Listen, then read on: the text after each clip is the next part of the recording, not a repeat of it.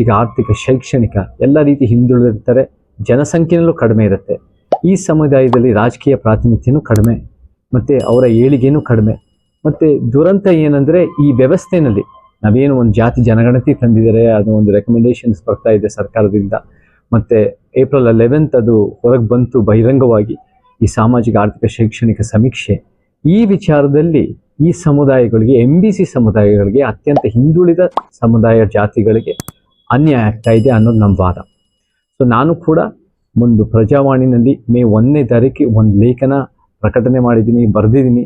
ಅದರಲ್ಲಿ ಹೇಗೆ ನಾವು ಒಂದು ಚಿನ್ನಪ್ಪ ರೆಡ್ಡಿ ಕಮಿಷನ್ ಪ್ರಕಾರ 1, 2A, 2B, 3A, 3B ಅನ್ನೋದನ್ನು ಒಂದು ಸಬ್ ಕ್ಲಾಸಿಫಿಕೇಶನ್, OBC ಸಬ್ ಕ್ಲಾಸಿಫಿಕೇಶನ್ MBCಗಳು ಒಂದು ಜನಸಂಖ್ಯೆ ಆಧಾರದ ಮೇಲೆ ಪ್ರಾತಿನಿಧ್ಯ ಮತ್ತು ಬ್ಯಾಕ್ವರ್ಡ್ನೆಸ್ ಅನ್ನೋದು ಗುರುತಿಸಿದೆ. ಅದು ಎಲ್ಲೋ ಒಂದು ಕಡೆ ಅದು ಉತ್ತಮಗೊಳಿಸ್ಬೇಕು. ಅದು ನಿಜವಾಗ್ಲೂ ಇನ್ನೂ ಕಾಲ ತಕ್ಕಂತೆ ಒಂದು ಇವಾಗಲೇ 30 ವರ್ಷದ ತಕ್ಕಂತೆ ಅದು ಇನ್ನೂ ಒಂದು ಸ್ಪಷ್ಟೀಕರಣ ಆಗಬೇಕು. ಅದು ಯಾವ್ಯಾವ ಸಮುದಾಯ ಹಿಂದುಳಿದಿದ್ದಾರೆ ಅವ್ರಿಗೆ ನ್ಯಾಯ ಸಿಗಬೇಕು. ಯಾರು ಪ್ರಭಾವಿ ಆಗಿದ್ದಾರೆ ಅವರನ್ನು ಬಹುಶಃ ಅದು ಆ ಒಂದು ಸಬ್ ಕ್ಲಾಸಿಫಿಕೇಶನ್ ತೆಗೆಯೋದ್ರೂ ಅದು ತಪ್ಪಿಲ್ಲ. ಆದರೆ ಈ ಸಲ ಆ ಒಂದು ಸಾಮಾಜಿಕ ಆರ್ಥಿಕ ಶೈಕ್ಷಣಿಕ ಸಮೀಕ್ಷೆನಲ್ಲಿ ಅದು ಆಗಿಲ್ಲ. ಎಲ್ಲೋ ಒಂದು ಕಡೆ ಅವೈಜ್ಞಾನಿಕವಾಗಿ 1B ಕ್ಲಾಸಿಫಿಕೇಶನ್, ಅದು ಯಾವತ್ತೂ ಇಲ್ದಿರೋದು 1B ಕ್ಲಾಸಿಫಿಕೇಶನ್ ಅಂತ ಆಗಿ ನಮಗೆ ಅನೇಕ ಸಮುದಾಯಗಳು, ಹಾಲಕ್ಕಿ ಒಕ್ಕಲಿಗರಾಗಿರ್ಬೋದು, ಮಡಿವಾಳ ಸಮುದಾಯ ಆಗಿರ್ಬೋದು, ಕುಂಬಾರ ಸಮುದಾಯ ಆಗಿರ್ಬೋದು, ದೇವದಾಸಿ ಸಮುದಾಯ, ಅನೇಕ ಅಲೆಮಾರಿ ಸಮುದಾಯಗಳಿಗೆ ಈ ರೀತಿ ಭಾಳ ಅನ್ಯಾಯ ಆಗ್ತಾ ಇದೆ. ಆ ಸಮುದಾಯಗಳನ್ನ ನ್ಯಾಯ ಒದಗಿಸ್ಬೇಕು ಅನ್ನೋ ನಮ್ಮ ಉದ್ದೇಶ. ಸೊ ಆ ಕಾರಣಕ್ಕೆ ಎಲ್ಲ MBC ಅತ್ಯಂತ ಹಿಂದುಳಿದ ಜಾತಿಗಳ ಮುಖಂಡರು, ಪ್ರತಿನಿಧಿಗಳು ಇವತ್ತು ಬಂದು ಅಲೆಮಾರಿ ಸಮುದಾಯದವರು ಅನೇಕರು, ಮತ್ತು ತಿಗಳ ಸಮುದಾಯದವರು, ಉಪಾರ ಸಮುದಾಯದವರು, ಆಚಾರ ಸಮುದಾಯದವರು, ಅನೇಕ ಸಮುದಾಯಗಳು ನಮ್ಮ ಜೊತೆ ಬಂದು ಕೈ ಜೋಡಿಸಿ, ದೇವಾಂಗ ಸಮುದಾಯದವರು ಅವರೆಲ್ಲ ನಮಗೆ ಅನೇಕ ಅವರ ಅನುಭವದ ಮಾತು, ಅವರ ವಿಚಾರದ ಮಾತು ನಮ್ಮ ಜೊತೆ ಹಂಚಿಕೊಂಡು ನಾವೆಲ್ಲ ಜೊತೆಗೆ ಸೇರಿ ಕರ್ನಾಟಕದ ಮೂಲೆಯಲ್ಲೂ ಅತ್ಯಂತ ಹಿಂದುಳಿದ ಜಾತಿಗಳ ನ್ಯಾಯಕ್ಕೋಸ್ಕರ ನಮ್ಮ ಕೆಲಸ ಮುಂದುವರಿಯುತ್ತೆ. ಸರ್ ಚೇತನ್ ಸರ್, ನಮ್ಗೆ ಅರ್ಥ ಆಗಿಲ್ಲ ಇದು ಸಭೆ.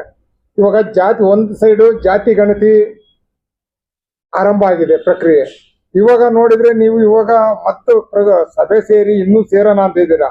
ಮತ್ತೆ ಇನ್ನೊಂದು ಜಾತಿ ಗಣತಿ ಆಗ್ಬೇಕು ನಿಮ್ಮ ನಿಟ್ಟಿನಲ್ಲಿ. ನಮಗೆ ಜಾತಿ ಜನಗಣತಿ ಬಹಳ ಅಗತ್ಯ ಇದೆ. ನಾವು ಜಾತಿ ಜನಗಣತಿ ಅನ್ನೋ ಒಂದು ರೀತಿ ಸಾಮಾಜಿಕ ಆರ್ಥಿಕ ಶೈಕ್ಷಣಿಕ ಅಂಕಿಅಂಶಗಳ ಪ್ರಕಾರ ನ್ಯಾಯ ಒದಗಿಸೋದು ಅದು ಬೇಕೇ ಬೇಕು. ಅದು ನಮಗೆ ನ್ಯಾಯ, ಅದು ನಮಗೆ ಭಾಳ ಅಗತ್ಯ ಇದೆ. ಅದು ಮಾಡಿರೋ ಪ್ರಯತ್ನನೂ ಕೂಡ ಒಳ್ಳೆಯದೇ. ನಮ್ಮ ಪ್ರಕಾರ ಅದು 200 ಕೋಟಿ ಹೆಚ್ಚು ಕಮ್ಮಿ ಖರ್ಚಾಗಿ ಅದು 10 ವರ್ಷ ಭಾಳ ತಡ ಆಗಿದೆ. ಅದನ್ನು ಬೇಕಾಗಿದೆ ಮನಸ್ಸಿದ್ದಿದ್ರೆ 1 ವರ್ಷದಲ್ಲಿ ತರ್ಬೋದು. ಅದು ಬಿಹಾರ ನಮ್ಮ ಉದಾಹರಣೆ ಇದೆ, ತೆಲಂಗಾಣ ನಮ್ಮ ಉದಾಹರಣೆ ಇದೆ. 10 ವರ್ಷ ತಡ ಆಗಿದೆ. ಆದರೆ ಇವಾಗ ಬಂದಿರೋದು ಕೂಡ ಎಷ್ಟು ಮಟ್ಟಿಗೆ ವೈಜ್ಞಾನಿಕವಾಗಿ ಬಂದಿದೆ ಅನ್ನೋ ಪ್ರಶ್ನೆ ಬರುತ್ತೆ.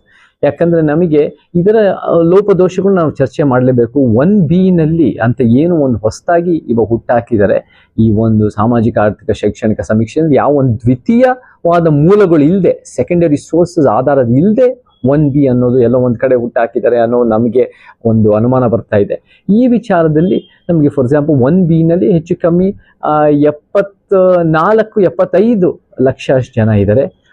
2A 78-79 ಅಂದರೆ 4 ಲಕ್ಷ ಹೆಚ್ಚಿದ್ರೂ ಕೂಡ 1B 12% ಪ್ರಾತಿನಿಧ್ಯ ಮೀಸಲಾತಿ ಕೊಟ್ಟಿದ್ದಾರೆ. 1B 2A 10% ಕೊಟ್ಟಿದ್ದಾರೆ. ನೀವು ಜನಸಂಖ್ಯೆ ಆಧಾರದ ಮೇಲೆ ಪ್ರಾತಿನಿಧ್ಯ ಕೊಡ್ತಾ ಇದ್ದೀರಾ, ಅಥವಾ ನೀವು ಯಾವ ಬ್ಯಾಕ್ವರ್ಡ್ನೆಸ್ ಅಥವಾ ಯಾವ ಅಂಕಿಅಂಶಗಳು, ಮತ್ತು ಕೆಲವು ಪ್ರಭಾವಿ ಸಮುದಾಯಕ್ಕೆ ಉದಾಹರಣೆ, ಅದಕ್ಕೂ ಒಂದು ಮಟ್ಟಕ್ಕೆ ಪ್ರಭಾವಿ ಸಮುದಾಯ, ಅದನ್ನು ಕೂಡ ಅಲೆಮಾರಿ ಸಮುದಾಯದಲ್ಲಿ ಸಮ ಒಂದು ಹಿಂದುಳಿವಿಕೆ ಅನ್ನೋದು ಗುರುತಿಸಲ್ಪಟ್ಟಿದೆ ಅಂತಲೂ ನಮ್ಗೆ ಇಲ್ಲಿ ಚರ್ಚೆ ಆಯಿತು.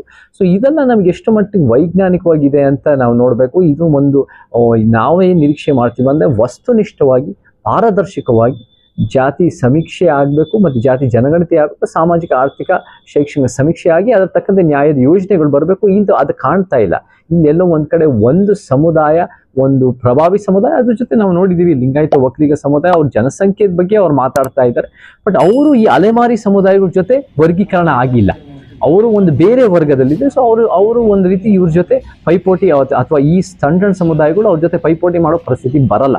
ಆದರೆ ಕೆಲವೊಂದು, ಅದು ಮುಖ್ಯಮಂತ್ರಿ ಸಿದ್ದರಾಮಯ್ಯ ಸಮುದಾಯ ಆಗಿರ್ಬೋದು, ಕಾಂತರಾಜ್ ವರದಿ ಮಾಡಿರೋ ಸಮುದಾಯ ಆಗಿರ್ಬೋದು, ಇಂಥ ಸಮುದಾಯ ಎಲ್ಲೋ ಒಂದು ಕಡೆ ಅವ್ರಿಗೆ ಸಿಗಬೇಕಾಗಿರೋ ಒಂದು ರೀತಿ ಬ್ಯಾಕ್ವರ್ಡ್ನೆಸ್ಸು ಪ್ರಾತಿನಿಧ್ಯದಿಂದ ಹೆಚ್ಚು ಪಡೆದಿರ್ಬೋದು ಅನ್ನೋ ರೀತಿ ನಾವು ಚರ್ಚೆ ಮಾಡಿ ಇದಕ್ಕೆ ನಮಗೆ ನ್ಯಾಯ ಬೇಕು, ಇದಕ್ಕೆ ಏನೇನು ಸಮಸ್ಯೆಗಳಾಗಿದೆ ಅದನ್ನು ಸರಿಪಡಿಸಬೇಕು ಅನ್ನೋ ನಾವು ಒಂದು ಜನರ ಮುಂದೆ, ಸಮಾಜದ ಮುಂದೆ, ಮತ್ತು ಮುಖ್ಯವಾಗಿ ಸರ್ಕಾರದ ಮುಂದೆ ಇಡಕ್ಕೆ ಎಲ್ಲ ಪ್ರಯತ್ನ ಪಡ್ತಾ ಇದ್ದೀವಿ.